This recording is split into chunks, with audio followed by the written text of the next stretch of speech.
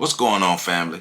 I'm just here to remind you that you can get yourself a copy of my new book, On the Shoulders of Giants, Volume 4, The Caribbean, by visiting my website, www.ontheshoulders1.com, and help support me as I continue on my mission to make sure that my people have our information, even though, there are many people trying to stop us from learning our history. But hey, we can teach ourselves, and one of the tools we can use is my new book, On the Shoulders of Giants, Volume 4, The Caribbean. Remember, visit my website, www.ontheshoulders1.com, to get your copy, and I appreciate your support. Takyi's Rebellion, Part 3, The Last Stand. In the latter months of 1760, rebel leaders Takyi and Apungo were captured and killed by the British. The remaining rebels were able to escape the battle against the British militia and fled into the mountains of Jamaica and the high windward cockpit country. The rebels often used guerrilla warfare under the cover of the landscape of high windward to attack the British.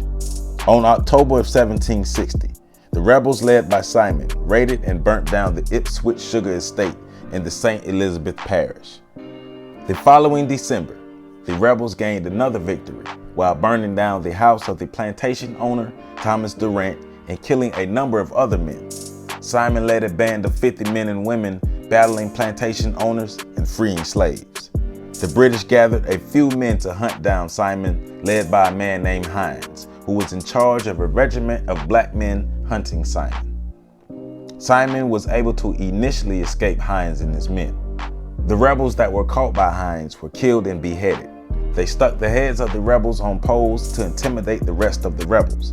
Simon and a number of rebels relocated to Clarendon Parish, where they settled in Mile Gully. Not long after settling into Mile Gully, Simon was caught by the hunters and killed. This was one of the last stands of the rebellion, but the rebellion did continue. The rebellion in total lasted for 6 years, with significant battles lasting for months within those 6 years.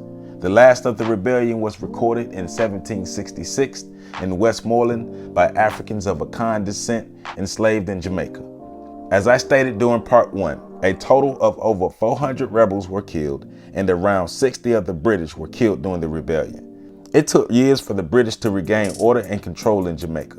It also cost them millions of dollars to repair the damages. The rebellion as a whole was significant because of the length of the rebellion and the amount of damage the rebellion caused. Takyi, Apungo, Simon, and other unnamed leaders were carrying on the tradition of the true Maroons. Maroons who fought for their God-given freedom.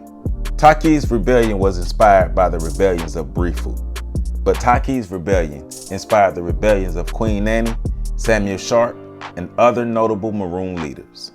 To the brave Takyi, Apungo, Simon, and all the Maroons of Jamaica, we proudly stand on your shoulders. For more information, please visit my website at www.ontheshoulders1.com. You can support me on Patreon at patreon.com/OTSOG. And make sure you get a copy of my new book, On the Shoulders of Giants, Volume 4, The Caribbean, as I tell the stories about sung and unsung heroes who made life better and fought for the freedom of people in the Caribbean. So check me out. I love y'all.